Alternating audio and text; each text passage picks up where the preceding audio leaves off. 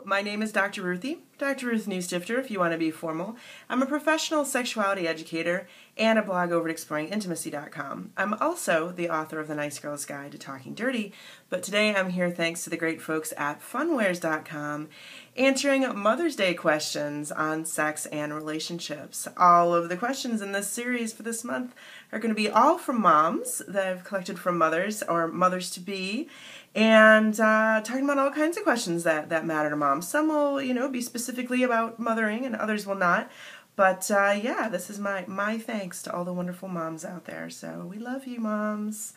If you would like to send me a question, you can go ahead and do so. You can email me at the address down there, AskDrRuathie at funwares.com, or you can go ahead and tweet me at Dr. Ruthie. So many thanks to Funwares for making these videos possible. All right. Here is the first question. I would like to know more about natural lubricants. All right, great question. So the first thing that I want to mention for folks who are interested in becoming pregnant is that most of the lubricants on the market, I can only think of two exceptions, will actually harm sperm motility, which means that the sperm can't swim as nicely to where they're trying to get to. So if you are trying to get pregnant through intercourse, then you want to be really careful about choosing your lubes, getting good recommendations for doctors, or just running a simple Google search on fertility and lubricants, and you'll find the ones that are working well right now. So that's the first thing I want to put out there. I don't know of any studies off the top of my head on using like kitchen products as lubes and how that affects getting pregnant. So unfortunately, I don't have suggestions for you.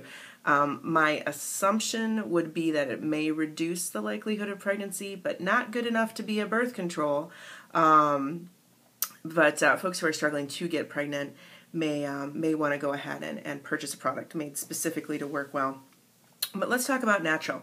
Now, I don't know if you're talking about just really basic single ingredient products like oils, or whether you're talking about like organic, and that's what you mean by natural. There are some fantastic organic lubricants on the market. Slickwood makes a really great line of organics. I also like their non-organic line. They're a really high quality product. They have water-based and silicone-based hybrid lubes of different thicknesses and all sorts of good stuff. So oftentimes you can get little sample packs of them. If you're interested in organic, I would check that out. There's several other good brands of organic lubes out there too. However, just because something's organic doesn't necessarily mean that it's better or happier for your specific body. And what do I mean by that? Well, let's say you have a sensitivity to aloe, or some other natural plant type product. A lot of us have sensitivities to something that comes from plants. If it happens to be an ingredient in your lube, then you're going to have trouble. So think carefully about your own sensitivities and your own body, and make sure that you're checking the ingredients on your natural or organic lubricants, or whatever lubes you're using, to make sure that they don't contain things that you already know to be an issue. So for instance, for someone who has trouble with aloe, any of those aloe-based natural lubes are going to be a bad choice. So definitely take a look into those and see what you're getting with that. Now, if what you're talking about is using something from your kitchen as a lubricant, let's talk about that a little bit. Gynecologists, doctors, sex educators over the decades have oftentimes recommended using olive oil as a lubricant. Now, any of these oils that I'm talking about are not going to be compatible with latex condoms, so please know that. Olive oil has been used, safely by folks who aren't concerned about using condoms for a long time. And they have been particularly useful for people who have menopause or after cancer treatment, because the oil kind of sticks to the tissues a little bit better, so it stays slick. You don't have to reapply as often. Some folks feel that it gives a thicker lubricating feel to it that's enjoyable. I mean, all of this depends on personal taste, of course. Another thing that's being used really commonly is coconut oil, and I'm reading really positive things with doctors recommending it. I haven't heard anything negative or frightening about it yet. With the folks I have spoken to and kind of informally surveyed, people tend to like the texture, the smell, and the taste of coconut oil a little more than olive oil as a vaginal lubricant, or an anal lubricant for that matter. things to keep in mind with this. What I'm most concerned about with the use of oils is bacteria. Your body can't flush the oils out quite as easily as it can a water-based lube. So that means if you're really prone to bacterial infections, you might want to use caution with oils because they may harbor some bacteria in your body and kind of give it a little extra place to live.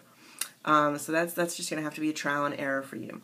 The other place that I'm even more worried about with bacteria is how we dispense the oil. So if you have a jar of coconut oil, which coconut oil is kind of a semi-solid, it's thick gloppy stuff, but then once it gets to body temperature, it really melts into what you would think of with oil. And it comes in a jar, and you unscrew the lid, and you dip your fingers in to get some of that coconut oil. You can apply that to your body, and then what happens? Your hand goes back in.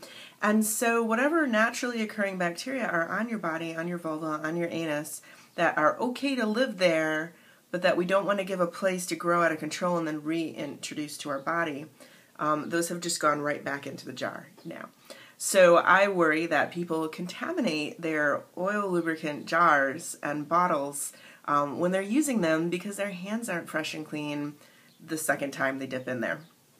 So what I would recommend if you're going to go that route is to definitely, you know those little paper like ketchup cups that you get at the restaurants sometimes? You can go ahead and just glop some coconut oil in there. They also make plastic ones, which would probably actually be a better choice so nothing soaks through. But you know, those little cup things. Go ahead and put some of it in there and then use that. Then you can put your hands into it as many times as you want because the main jar that sits on the shelf for a really long time isn't growing your bacteria from double dipping. So that's my suggestion with that. Again, if you're trying to become pregnant, it's something to think about. I just generally recommend water-based lubes to folks just because the body can clean them out easier. You get a high-quality one, you learn which ingredients are not good for your body, you know, whatever sensitivities you may have, if any, and then you stick with that high-quality product or range of products that you like. But you know what? People have been using oil-based for a long time, so if you're not using latex condoms, and like I said, I don't know how it reacts with sperm availability, so I don't know how that's going to work with trying to get pregnant. Use caution around that. But you know, like I said, people have been using it for a long time. If that is the product that works for you and you want to use it, be mindful of bacteria issues. You know, make sure you're buying some pure, high quality type stuff and have fun, right? I'm Dr. Ruthie. I hope this gives you the information that you're looking for about using natural lubricants. And thanks for being a mom, and I'll see you at the next video. Bye.